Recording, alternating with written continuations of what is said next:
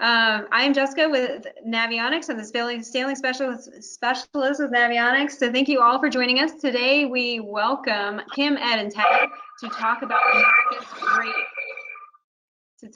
America's Great Loop. You can go on to the next slide, Ed. Well, that wasn't feedback on my side, was it? I'm not sure where the feedback was coming from. All right, I'm going to turn, you've introduced us, so I'm going to take off my video camera now, and it's over to you, Jessica. Okay, thanks. As I said, I'm the sailing specialist with Navionics. I've been sailing and boating most of my life, almost 40 years now. We just had a 1-year-old, so he's looking forward to his next big sailing trips. And we are joined by Ed, who is the editor-in-chief and general manager of Waterway Guide. He's been sailing and been in the water fishing operating business for 40 years. He owns a 1947 yacht and lives in Virginia with his wife. Kim, thank you for joining us as the executive director of America's Great Cruisers Association. She's the driving force behind this association. She does all the directing and planning and keeps us loopers informed about everything to do with the loop. And Ed, I will turn it over to you to introduce Ted. All right, Ted Staley, who you may see on the video, is on the board of America's Great Loop Cruisers Association. Ted has done the loop certainly once, maybe more than that. Ted, I always forget, but he and his wife Audrey are good friends of ours. He also works for Waterway Guide. He is the Skipper Bob editor for all the Skipper Bob publications, handles our navigation alerts, as well as senior advisor to the Waterway Guide media company. So Ted, thanks for coming along, and he'll get us out of any trouble we get into if we get into a question we can't answer, because he's done it. How many times have you been around, Ted? Well, I officially only once, but I've done all the segments multiple times, and we live on the river system, so I was able to do the Chicago to Mobile run probably a dozen times. Great. So a good veteran, and Kim has been chipping away at it, and I've been chipping away at it as well. So that's Ted. Jessica, is it time for us to get started? It is. Okay. Well, the way we're going to do this is we have a lot of information to go through during this webinar today. We've got some experts, some really good folks here. So Kim and I decided that we're going to split this up. She's going to do 4 or 5. I'm going to do 4 or 5 of these, and we're going to go through this pretty quickly. This will be recorded and available for playback and review at a later time. Jessica will put up this presentation. You'll have it available to go through and look at. So we're going to do this much like a straight ahead briefing, cover the information, get it out to you, and if you have any questions, we're going to try to save room at the end for them. So essentially, we're going to cover these 5 topics with this webinar. What is it? Who's good for it? What should you expect? How can you prepare? And some of the possible routes of doing America's Great Loop. This chart on the right is going to stay up, this map, throughout the entire presentation, so that you'll have a reference point for the locations that you may know, or you may live in one of those areas or have family or friends. So really the basics are, as you can see here, it's a 6,000-mile circumnavigation of Eastern North America. And those are all the waterways that you will cover when you do America's Great Loop. The term America's Great Loop was coined, I don't know, 15 or 20 years ago. It is now the accepted term for what we call this big round circle of circumnavigation that you can do up the East Coast and across the Great Lakes. And we're going to get into that in just a moment. So it's a big trip and it's a lot of fun. So you're going to cover all these states. If you go into Canada, then you're going to clear into Canada with the triangle loop up toward the top. Ted can give you some details on that later. Lots of mileage, a lot of locks because you're going from low water to high water to low water, and you have to clear through a lot of locks. And I really like what Kim, most of this is the AGLCA presentation. I really like what Kim says here. You can start anywhere, but where you start determines when, that is, what month of the year. Because you're basically following the seasons and the weather. And it's typically done counterclockwise. You go north up the coast, you turn left, you come south down the river system, you turn left again, come over to Gulf, Florida, and then come back up the coast. High adventure, low risk. A lot of adventure, but only about 100 boats have done the loop in any given year. There were about 150 in 2017, but more people run the Boston Marathon, the Appalachian Trail, and climb Mount Everest and swim the English Channel than do America's Great Loop. But it's high adventure and low risk. Not a lot of risk involved. The only risk is having fun. Kim, to you. Thanks, Ed. I am having a problem advancing this slide, I think. Maybe because it's on your screen, Ed? Just tell me next, if you will. Okay. One of the things we like to tell everyone when we go out and talk to them about the Great Loop is that we have some foundational beliefs as an organization. And a lot of this presentation actually was put together after we had gotten lots and lots of feedback from Gold Loopers. Gold Loopers are anyone who has completed the whole route. So the first thing we like to make sure everyone realizes is that there is no right and wrong way to do the Great Loop. So don't let anyone tell you that you need to do it after you're retired, aboard a trawler with a significant other, and take about a year. Yes, that's a very typical way to do it, but there is no best way to do it. So we encourage everyone to make the trip their own and do it in a way that makes you happy and makes it a pleasurable journey for you. And talking about the journey, remember that it is just that. Don't focus on the destination, focus on the trip itself. After all, it's a big circle. So your destination is really the exact same place you started. So just focus on the journey itself. And if you do enough planning, you'll be able to relax, enjoy the journey, savor what you're seeing along the way. One of the most important things, though, is while we encourage you to plan, you should not have a schedule. So we say make no schedule and stick to it. We usually say that one of the most dangerous things on the water is to have a schedule. And the reason for that is that it will cause you to perhaps leave the dock on a weather day where you may have been better off staying put. It may cause you to miss a festival in a town that you've happened upon that's happening the next day. But if you've got a schedule that you're trying to stick to, you may leave and miss that kind of thing. So those are kind of our foundational beliefs that we like you to keep in mind as you're planning and undertaking the Great Loop. Ed, you can go to the next slide.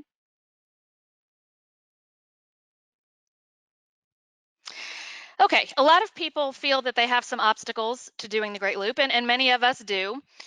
A lot of people think that time is an obstacle. Again, you don't have to do this in 1 year. We have lots of people who are doing this in small segments. So perhaps they're cruising only in summers, perhaps they're cruising 2 weeks at a time, and then going back to their regular life, going back to work and school, and picking up where they left off. So there's no reason really that you can't start, and at least start small cruising and doing parts of it now.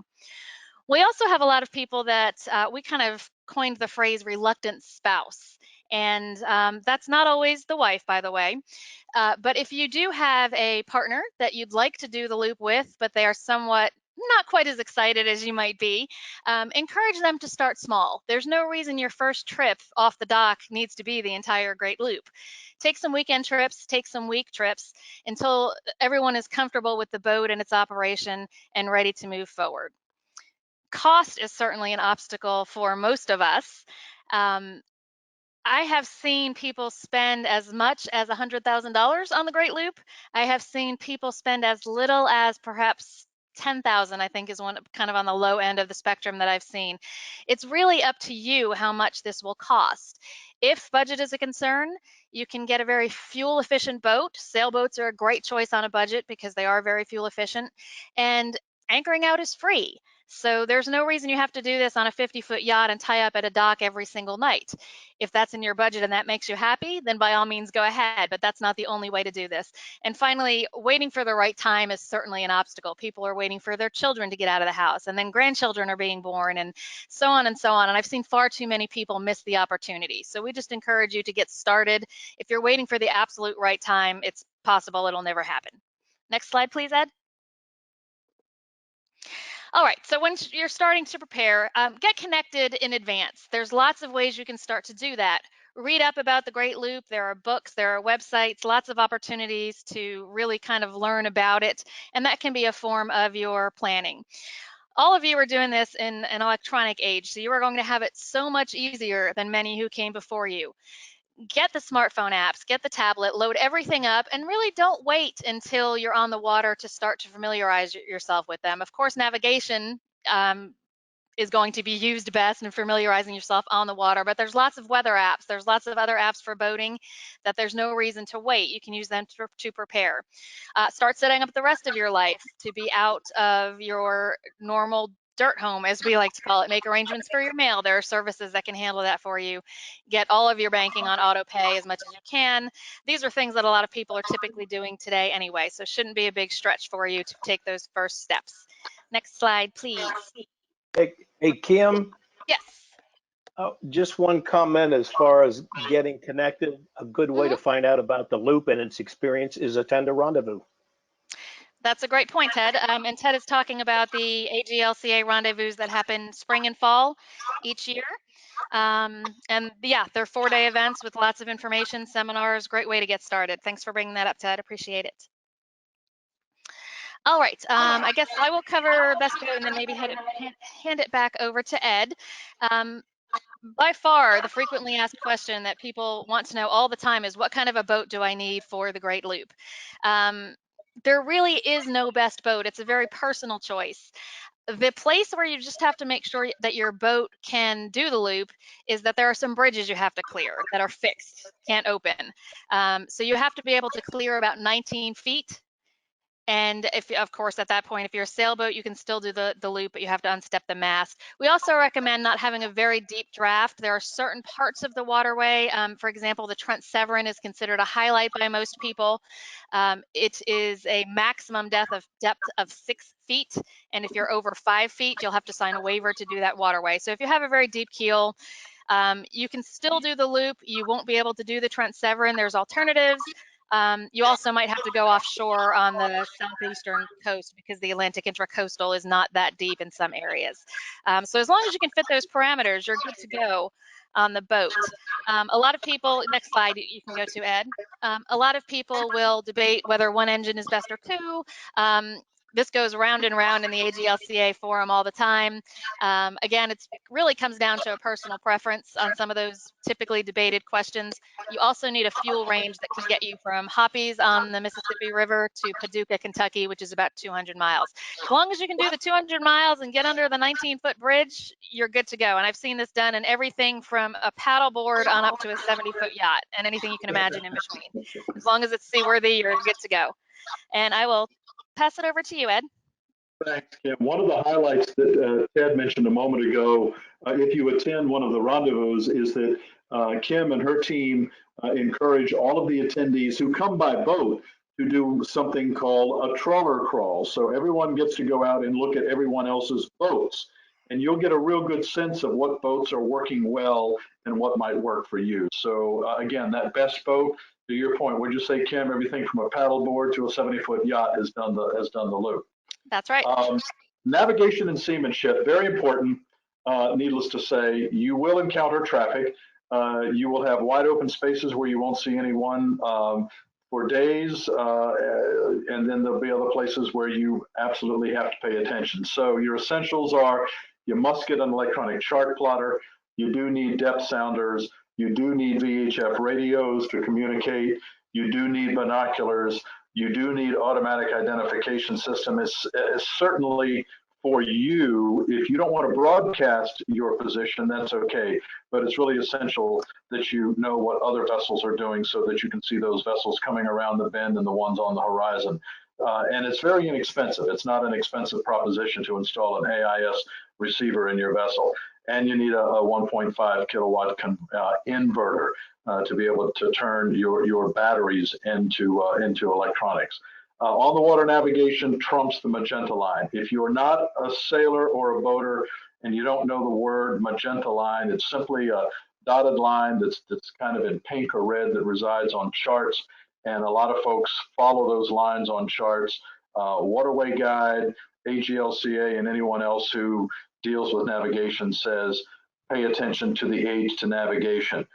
Navigate by the markers, not by what's on the chart, because the markers get moved on a regular basis, as we all know.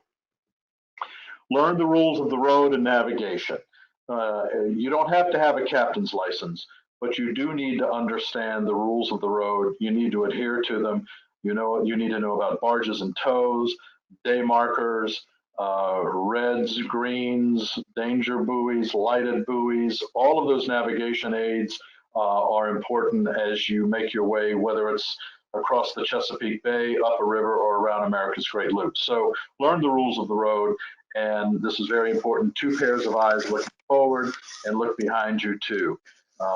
It's interesting how many boaters will pay attention to where they're going, but not where they've been, and they do a back sighting and realize that they've come out of the channel because the drift is moving them out of the channel. So looking forward and aft. Navigation and seamanship, very important. Electronics, very helpful. Autopilot, yes. If your boat has it, you'll love it. If you don't have it and you want to hold the wheel the whole time, that's fine.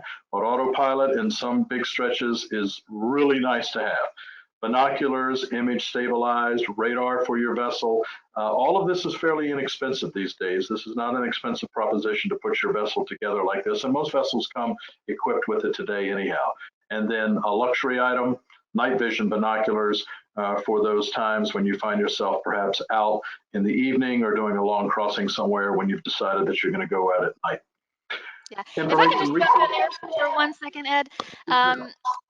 Just for a little bit of clarification on these electronics and a lot of this section of the presentation, we kind of found out from our gold loopers what they considered essential versus very helpful versus luxury. So that's where those classifications that you just saw kind of came from. There could certainly be debate about that. And if you are a member of AGLCA and you've been in the forum this week, you see that there is a pretty big debate going on over whether autopilot should be on that essential list. And radar, and it's kind of spun into whether AIS and autopilot and radar and all those things. Again, it comes down to some personal choice, but if you're looking for more information on what some people are saying about those particular electronics today, check out the forum because there's a lot of information in there right now. Really good.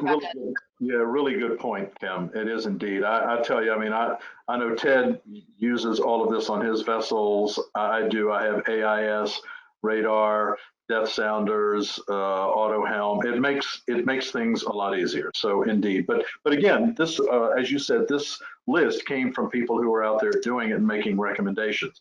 So good point. All right, what I'll do is I'll cover the next 2, Kim, and then turn it over to you. Sounds good. Good weather data. You need to know the weather on a regular basis. That's easy to find for where you're going on the loop. And you're not doing a blue water crossing here. So your weather data is going to be pretty well easy to find.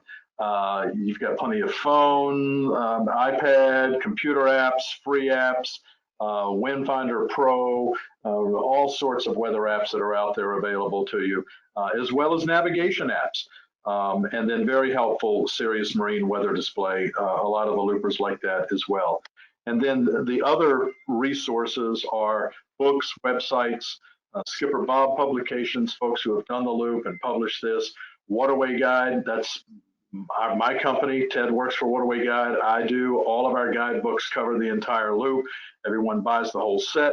If you're getting ready to take off, or sometimes if they're going to do a section of it, they'll buy this year's Great Lakes, and then they know they won't be in the bay till next year, and they'll buy the next year's Chesapeake Bay. But we pretty much cover the entire loop between Skipper Bob and Waterway Guide. You do need road maps or an app. Quimby's Cruising Guide. I added this for portions of the river system. And then any other information that you want to pick up along the way, guidebooks, local tabloids, other information to give you some local color, and then Great Loop navigation notes as well. Again, you're not in a hurry. Sit down, read about the location, look at the going ashores, figure out where you're going to go next, and immerse yourself a little bit in some of these locations that you're headed to. Kim, to you. Yeah, and just to back up, Ed, a little bit on that roadmap, Road Atlas, roadmap app. I get asked about that all the time, why we recommend that. Basically, you can be cruising down the waterway and your charts will tell you where you are on the water, but that doesn't necessarily mean you know where you are geographically on land. And some people find it very helpful to pull out that Google Maps or Apple Maps. Sometimes if you see a structure on the bank of the river that you want to know what that is, you can find out that way. So that's the reason, and I get asked that question quite frequently. Good point. Let me jump in. Sometimes when I'm on the Intercoastal Waterway, you will think you are in the heart of darkness, in the darkest part of Africa, when in fact, 100 yards on the other side of the trees is a massive shopping center that you don't even know is there because you can't see it because you're in the water. So that Atlas roadmap does make sense. Yep, very true. Moving on to, well, we're still talking about some essential information. Of course, you need charts. You need to know where you're going and where you want to be going. Paper is no longer required. Some people still really enjoy having the paper. And the main reason for that is it kind of gives you the big picture. You can look at your whole course for the day. Some people still mark off where the day markers as they pass them. But a lot of people like that big picture that you don't necessarily get when you're zoomed in on your chart plotter. Regardless of what your preference is, all we really recommend is that you have your electronics and or paper, but just have a backup. You need more than one source, and that's just because if that one source happens to be electronic and it fails, you are going to need the information to get you to the next dock or the next anchorage or wherever you want to be. So whether that's a smartphone app, a tablet app, a computer app, or it's a chart plotter, just make sure you have a redundant system for charting. Next slide. Some other essentials, these are on equipment. You want 2 boat hooks. Those will be helpful in locks especially. 2 anchors, and since there are all different types of bottoms on the water in the Great Loop, you'll have everything from mud to granite. We recommend those 2 anchors be different types of anchors, but a second anchor, you typically will not deploy both at the same time on the Great Loop, but it's good to have redundancy there again too in case you have to cut one loose, and again for the different types of bottoms. Some things that our members recommend as kind of DIY things that are helpful on the loop. One is a buoy indicator, and many of you may have seen these, but it is just something that you stick at the helm station with red and green that can be flipped back and forth, so that if you are part of a couple and you're taking turns piloting, the person who's taking the wheel can very easily know whether the red or the green should be on their port or starboard side. And I don't want to get into a big discussion on navigation, but this can be something as simple as a popsicle stick with red paint on one side of it and green paint on the other end that you just turn back and forth. Convertible fenders, you can actually take a cylinder-shaped fender that typically would hang vertically and attach some hardware to it so that you can wrap it horizontally around a piling or something else. Bollard lasso is pretty interesting and helps a lot of loopers who are just getting started on locks. Basically, a lot of people find that a piece of line it's kind of flimsy, if you will, and if you're trying to toss a piece of line over a bollard in a lock so that you can get set up to lock through, sometimes that is challenging unless you're very, very close to that bollard. What people have done is take a length of garden hose, maybe 2 to 3 feet, and run the line through that. And that just gives the line some rigidness and a little bit more weight, and it makes it much easier to lasso that bollard. So that's a good DIY thing that you can do as well. Some other items that it is nice to have, you can read them there, certainly not required, but things that you might want to have along. A line cutter, if anyone is not familiar with that, would be on your props, and if you were to happen to get a fishing net or a crab pot line fouled in the prop, the cutters would take care of that before it actually caused a problem for the prop. Those others I think are pretty self-explanatory.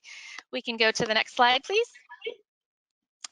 Safety and health, of course, you are going to have all of the required safety equipment that the Coast Guard requires for your particular vessel, and that differs by the size of the vessel, and that's easily, that's easy to look up online.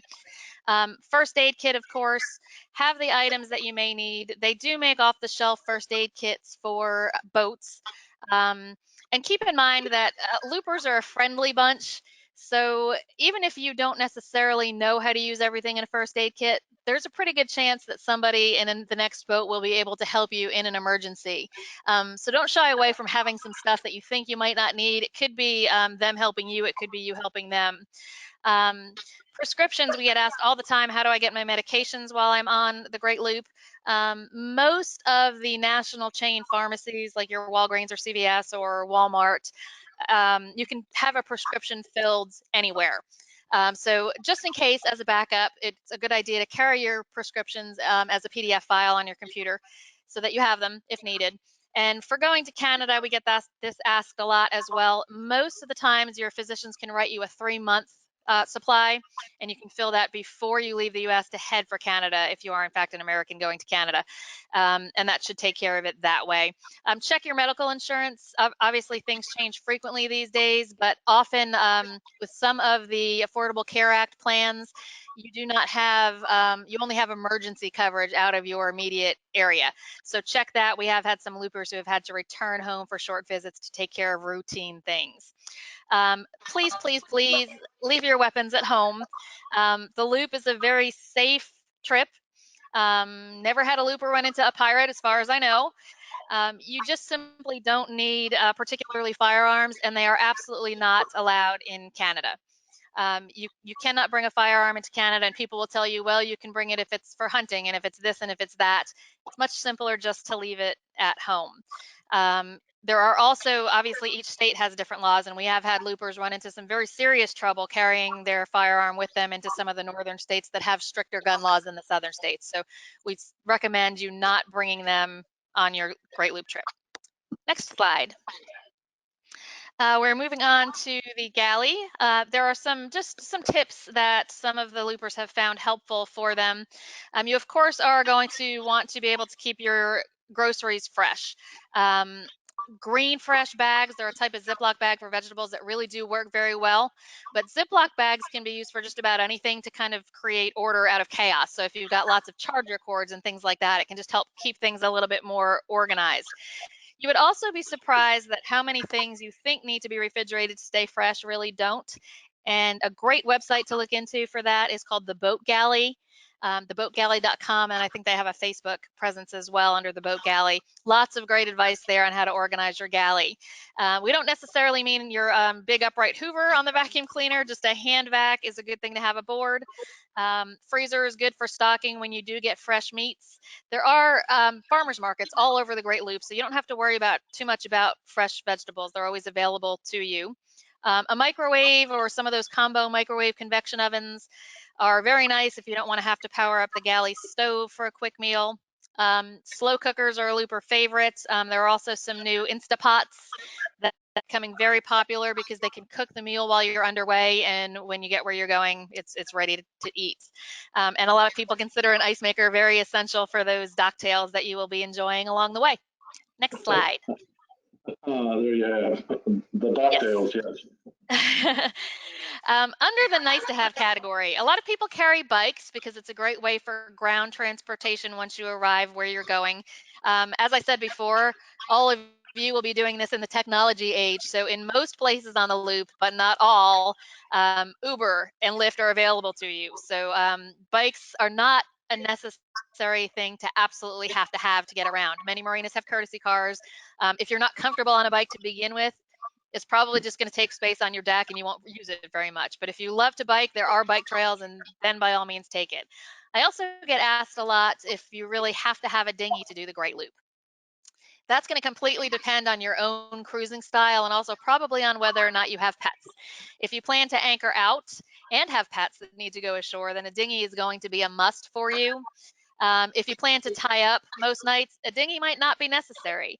So you're just going to have to kind of weigh the pros and cons of how you intend to cruise. Luxury items, a water maker is really just a desalinization plant.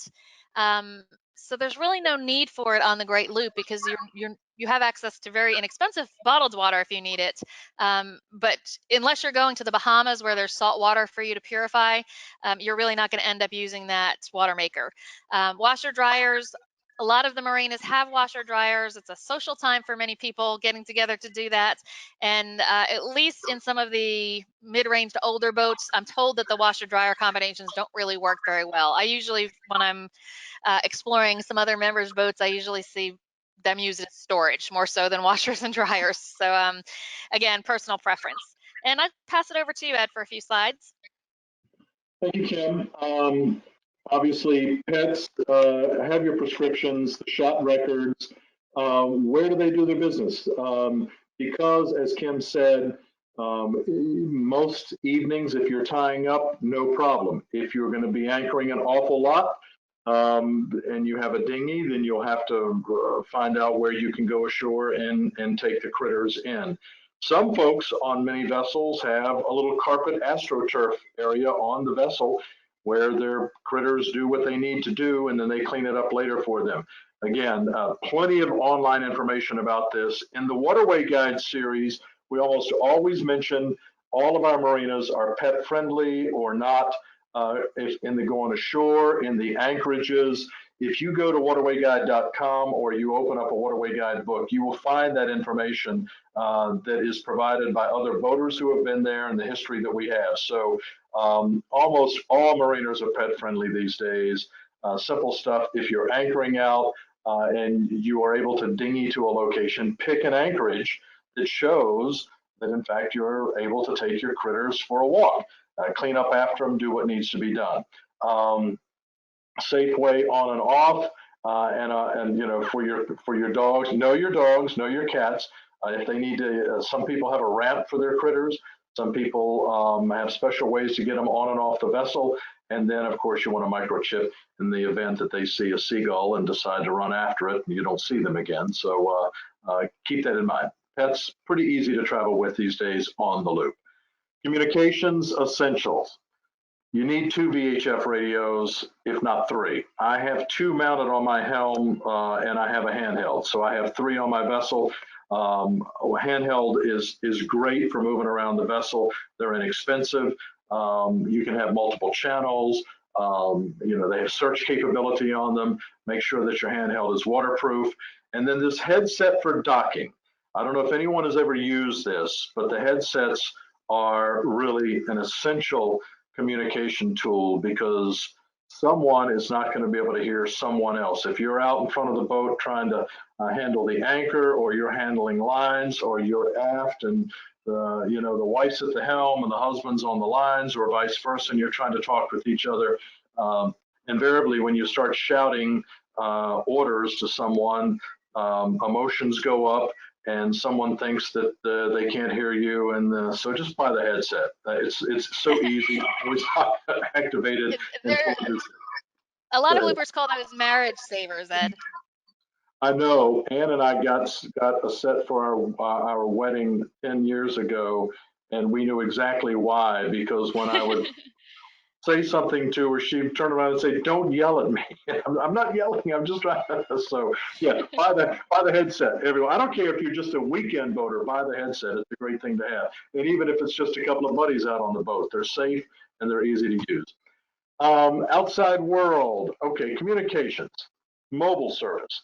Most of the loop these days is covered by your mobile cell phone service. There are certain carriers in certain parts of the cruising portions of the Great Loop that do better than others. AT&T versus Verizon. You get down to the low country, down near where Kim lives. She lives in Charleston. You get down in that part of the world, and there's some isolated areas and some difficult signals to pick up. But I cruise the Chesapeake Bay an awful lot. I have Verizon on my cell phone, and I have AT&T on my iPad. And I'm always able to have a signal and communicate one way or the other with those 2 carriers. So do a little research. Check it out. Find out where you're going to go and what signals are working best. Get a hotspot for your vessel. Get it wired up with a hotspot that you can use to pick up internet signal. You've got a tablet, a laptop, all GPS enabled, Wi-Fi range extender, a router, and know your coverage areas. So all of this is covered in AGLCA forums. There's plenty of information out there. You will not go unconnected or disconnected on America's Great Loop. You will almost always have a signal. It may be a little dicey in places, but don't forget, one of the reasons you're doing this is also to get away. So, you know, you don't necessarily want phone calls from everybody all the time. That's right. And just a quick word of caution, if you do go into Canada or the Bahamas, make sure that you have the appropriate plan to do that, because it can get awfully expensive if you don't. Yes. And if that whole thing, and if you're a big TV streamer, Waterway Guide will tell you which marinas have Wi-Fi. There's a vast majority of differences in how well the Wi-Fi will work in different marinas. So keep that in mind. And if it's essential to you to have good internet, don't expect that the marinas are always going to have it. We did a podcast on this subject about 2 weeks ago, and the AGLCA podcasts are available to anyone if you just search for AGLCA on your podcast app. So if that's a particular topic of interest for you, or there's some current information out there you can get to. Really good point. I didn't hear that podcast, Kim. Did you feature on-spot Wi-Fi or one of the other carriers? We actually had Ben Stein, who is one of the editors Yes. at Panbo, was our Yes. guest, and he did a great job of walking us through the options. OnSpot was one of the options he talked about, but he really kind of broke it down into what you need just for normal communications versus what you need to be on the internet and kind of surfing and checking email versus what you need if you are a heavy internet user for streaming movies and TV and things like that. So it was a really good episode for people who are worried about that. Great. You know, in May back at the Rendezvous, I met a couple of loopers that were still working, and they're on the loop, but they're working, and they need internet, so they plan based on where they can get a signal. So yes, good point. And I'll close on this one and then turn it back over to you. Clothing and gear. If you're new to sailing and boating and going out there, yes, synthetic fabrics, layers, based on where you're going to be, cover up. Don't go out there and get sunburned. Don't make yourself uncomfortable. Get UV protected polarized sunglasses. Polarized sunglasses are they're an essential. I mean, when you're on the water, it's you just have to have it for seeing, aids to navigation, knocking the glare off, knowing where you are, and then cold weather gear. There will be some chilly nights no matter where you are. I mean, I've been in the cockpit of the boat in August in the Chesapeake Bay and had to go topside and get a jacket. So keep that in mind. You definitely want the right kind of clothing and the right kind of gear. To you, Kim. One comment on that. For people that are going on the loop, I would suggest sets of gloves, particularly for handling the lines on the New York Canal system. They're very dirty, slimy, and gloves are a great asset. Good point. I knew I was forgetting something on this one. You mentioned that in your locking through. Definitely plenty of heavy work gloves for folks who are throwing lines and pulling stuff up. All right, we're at about 7:37, Kim, so we'll keep moving ahead. You've got it. Well, and Ed and I kept this pretty informal and, didn't really decide ahead of time who was doing what. We just decided we'd switch back and forth. But I am now on my probably least favorite topic and the one I'm probably least knowledgeable about. So I will again. Let me take this since I work on a 1947 plastic boat all the time. Okay, gotcha. All right. The heat gun, I was trying to figure out why that was an essential tool. Ted, tell me about the heat gun. I thought that was using that to scrape varnish and scrape Steethall off the old bright work. What's the heat gun for? Well, that's what I used it for. Okay. Well, some people don't want to do this. So I guess there's a reason for it. And I don't know why it made the cut on this one. I was thinking maybe it was to dry out things. So maybe we'll find the answer to that. I know what. Well, another use, depending on when you're running the river system, Audrey and I, when we had our boat in Cincinnati, used to take it down to the Gulf in December and January. And the lines, of course, for locking through would become very wet and would actually freeze. And so a use for a heat, we were always able to take them inside because we had heat going, but a heat gun could be used to defrost your lines, if you will. Well, there you have it. Maybe that's what it's about.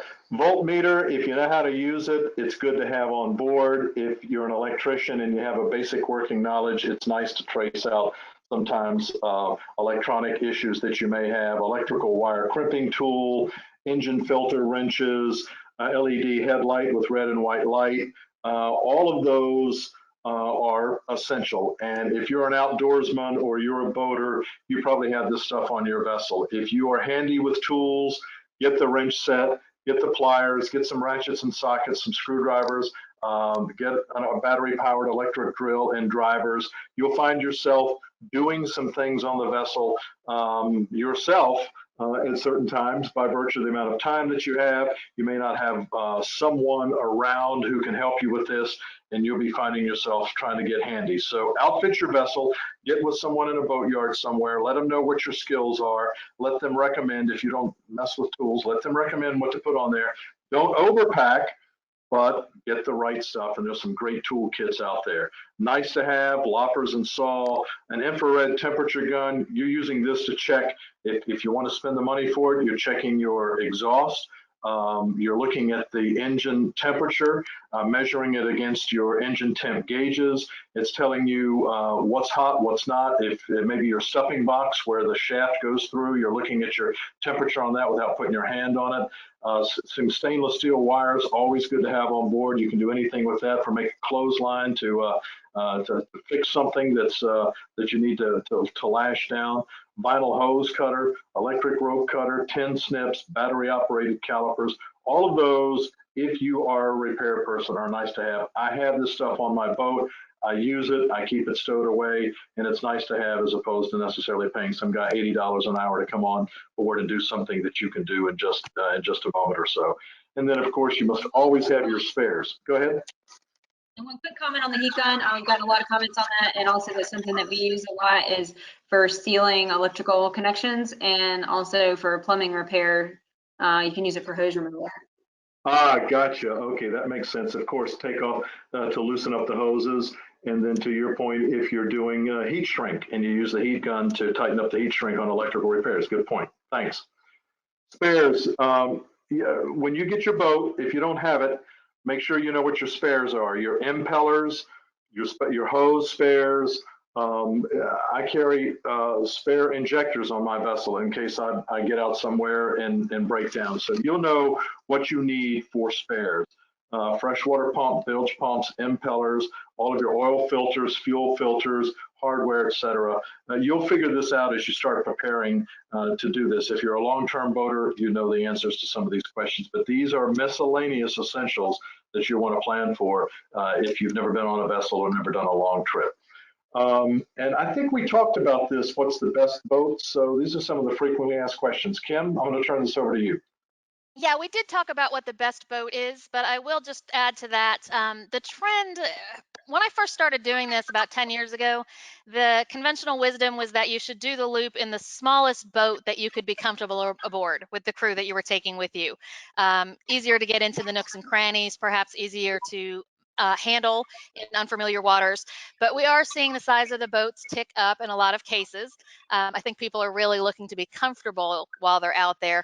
Right now, the average size boat for AGLCA members is 40 feet.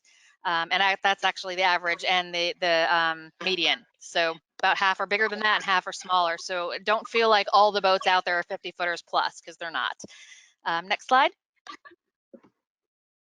Again, we've touched briefly on the cost. The things that'll help you control that, as I mentioned, are anchoring versus docking, and just the speed at which you travel can have such a difference on how much fuel you use. So keep those in mind.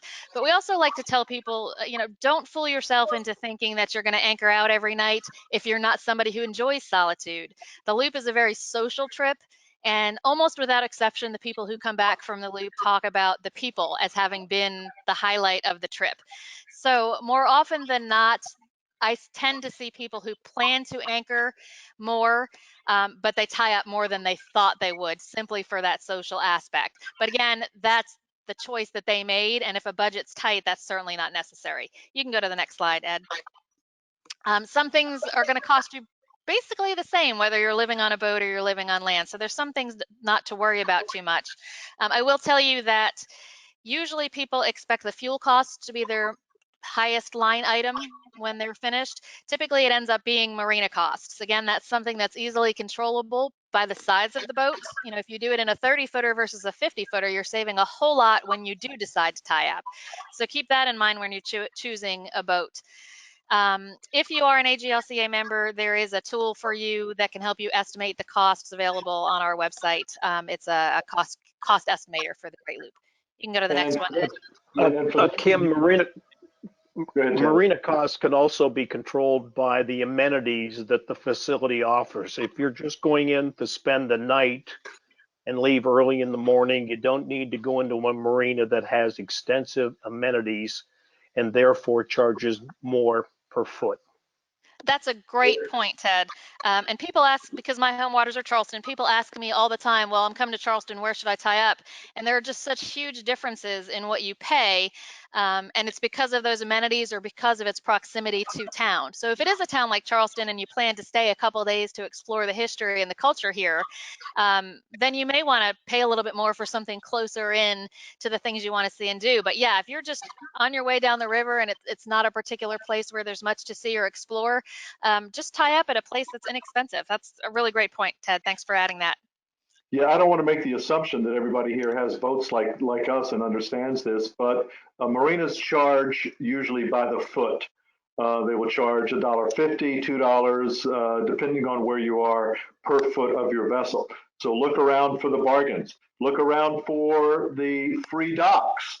There are a lot of municipal docks that charge nothing for you to tie up. So you can find bargains all along the way. Back to you, Kim.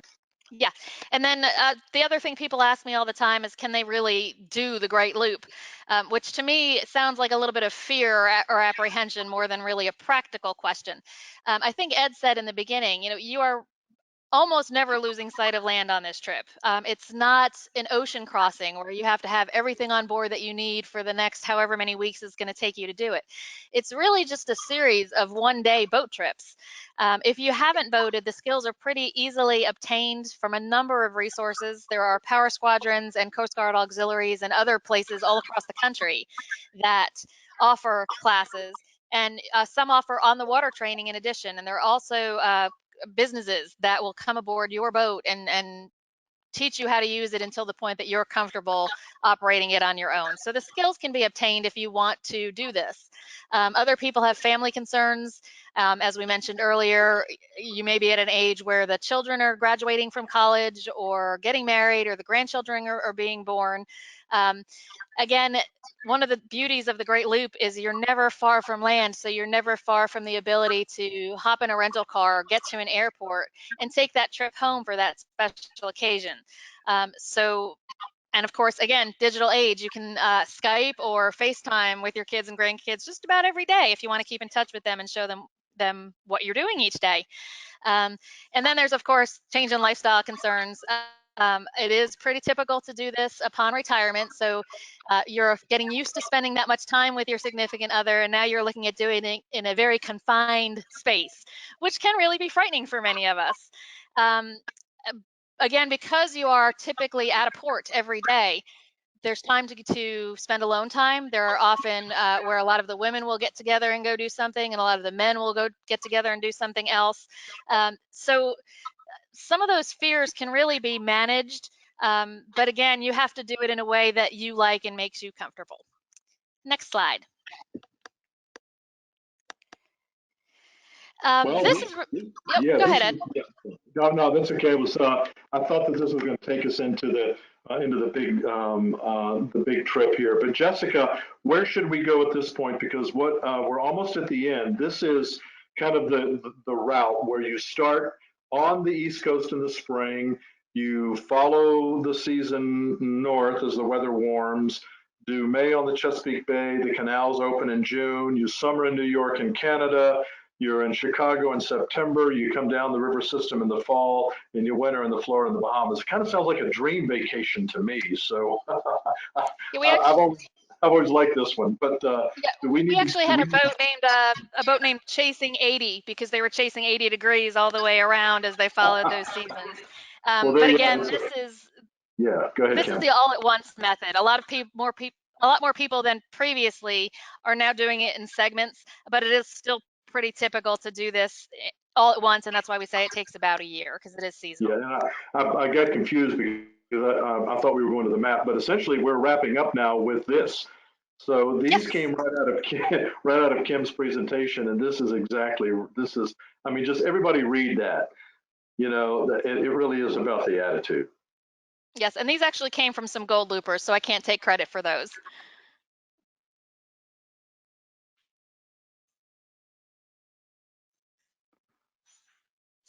Now, I think what we mean by this one is whoever the admiral is on the boat, whether it's your wife or your husband, your significant other, or whoever you may happen to be going with, everybody has to be happy. So slow down, be happy, let it go, enjoy the trip. Because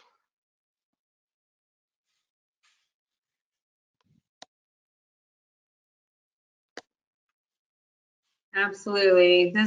These are amazing photos and some amazing points. well, there you have it, Jessica. So in any event, the only thing we had left was the routes and side trips. And Jessica, do I have permission to take 90 seconds and go through this? This is a really cool representation of how to do the loop. Can I do this? Absolutely. We have 9 minutes left, and Okay. then when we're done with everything, we'll take a couple questions that have not been answered so far. Okay, so this is the Tennessee Tom Bigby River System, notice in red. And then this is the Tom to the Gulf Intracoastal Waterway. And you notice there you can either cross open water. You can do a long crossing, open water, or you can do a little closer inshore. And then you have the Atlantic Intracoastal Waterway, which comes all the way up to Norfolk. And then you have the Chesapeake Bay, New Jersey, Hudson. You need to go offshore. You come out of the Delaware Bay and run up the New Jersey coast and up the Hudson River. And then you have either the Erie Canal, if staying in the US, with a 15-foot clearance, and Lake Erie, Lake Huron, or you can enter Canada, Canal to Kingston with a 19-foot clearance, and then do the triangle. Hey, Ted, fill us in real quick on these two different routes. You've done them both, sir. Go ahead.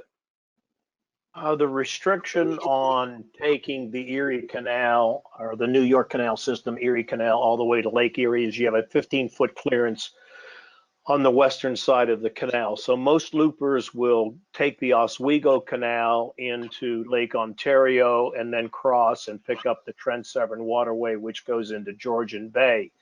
An interesting side trip that you have highlighted here would be to cross to Trenton and then take the Rideau Canal up into Sorel and then come back into the St. Lawrence and then take the Chambly Canal, Richelieu River down into Lake Champlain and rejoin the Hudson River that you see there at Troy, New York. Okay. And then you've got the Trent Severn Waterway you just mentioned a moment ago into Georgian Bay. The North Channel, absolutely stunning water up there, just delightful. And then you're into Lake Michigan and you start down the Illinois River and down the Mississippi River. Some folks wonder why you don't go all the way down the Mississippi into New Orleans. Why is that, Ted? The Mississippi is broken up into the upper Mississippi and the lower Mississippi, and the dividing point is where it meets the Ohio River. The lower Mississippi is basically cruiser unfriendly, if you will. There are limited marinas, limited fuel stops. There are no locks on the lower Mississippi, so towboats will push upwards of 50 to 70 barges. It's just it's not impossible, but it's a difficult trip for a pleasure craft. So the majority of boaters go up the Ohio, pick up the Tennessee, run the Tennessee River down to the Tennessee Tom Bigby Waterway, and then take it down to Mobile Bay. Gotcha. Okay. So that's basically the route. So options, lots of side trips, and Jessica, that concludes our prepared information. So if you have any questions, I guess you can turn them over to the experts, Ed and Kim. Wonderful. Thank you all for all that information. That's a lot of information to take in. We do have a few questions here. I've answered about 200 questions so far. We have a few here that are left. How easy is it to get a sailboat mast stepped and unstepped while motor sailing around the loop? I know it must be down for the Chicago part, any other parts of particular concern? Ted? It's very easy to, there are many facilities that will step and unstep masts. There are facilities near Troy, New York that will unstep masts prior to the trip on the New York Canal system. There are several facilities in the Chicago area that will unstep for your trip down the river system. It's not an issue. Wonderful. And fuel capacity range. How much fuel, I'm assuming that Kelly meant how much fuel do you need? What kind of capacity should she have on the boat? Well, the biggest difficulty you're going to have is just south of St. Louis in Kimmswick, Missouri, is Hoppies.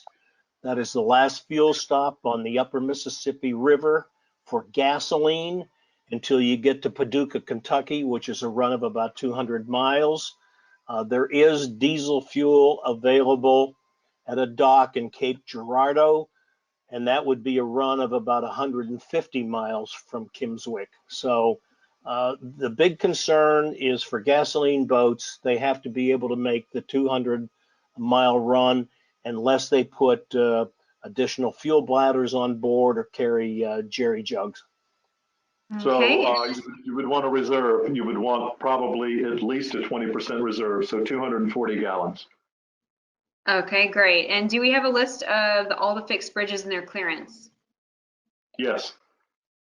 Where can we find? That listing is available from the U.S. Corps of Engineers, and it's also available on the Waterway Guide Explorer website. Okay. And what's the name of the podcast that Kim was referencing? It is Great Loop Radio. So it's the Great Loop Radio podcast. You can find it on podcast apps, usually by searching for AGLCA. You can also get it on the greatloop.org website by going to our documents area. So, and that's open to anyone, not just members. If you go to greatloop.org and go to free resources, there's a documents link and there's a folder in the documents area for all the podcast recordings. But it should be on your podcast app too.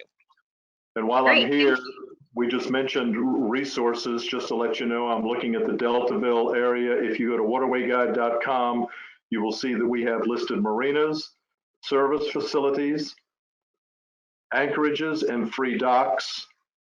This is for the entire eastern United States, Mississippi River, the entire area that we covered, all bridges and locks. You click on an icon, you'll get a complete bridge listing that will give you the details for that bridge.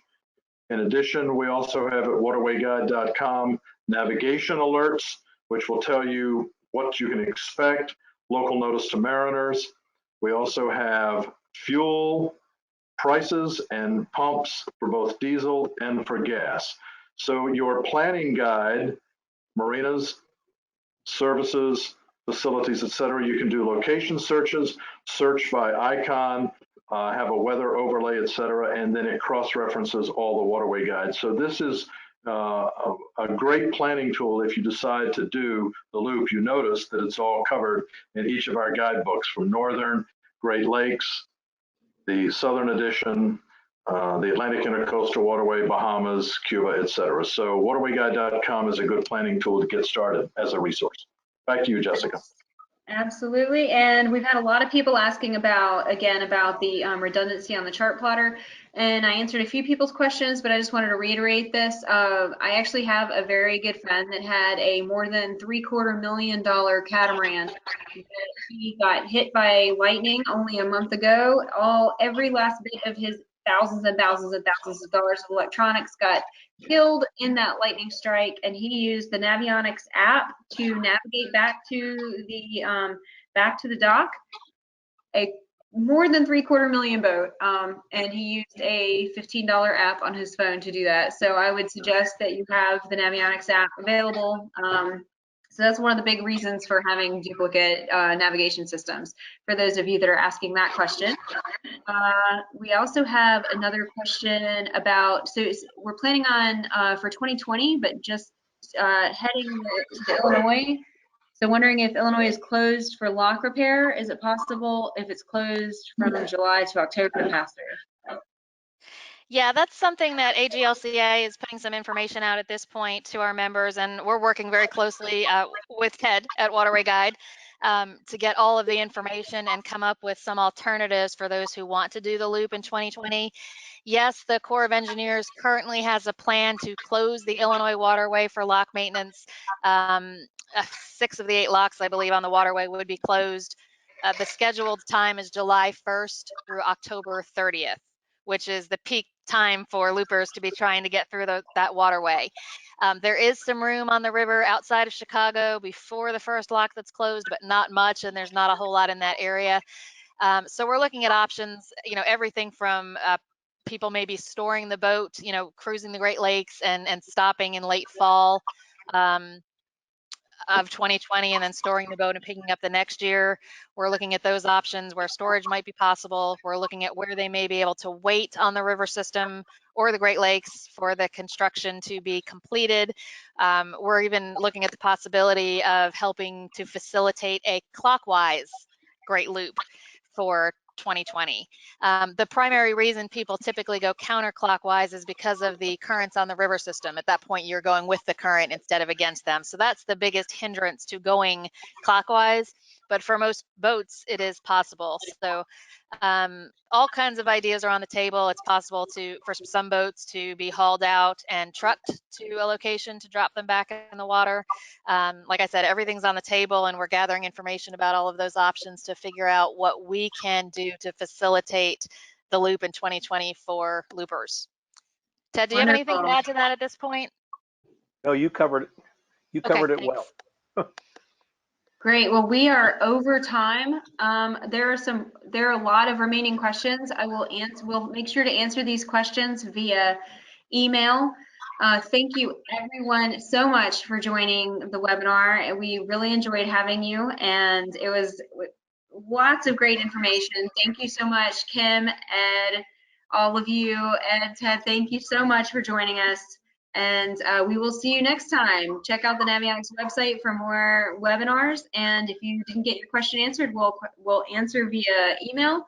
And your follow-up email will come in one day. It'll have the link to the recording and slides.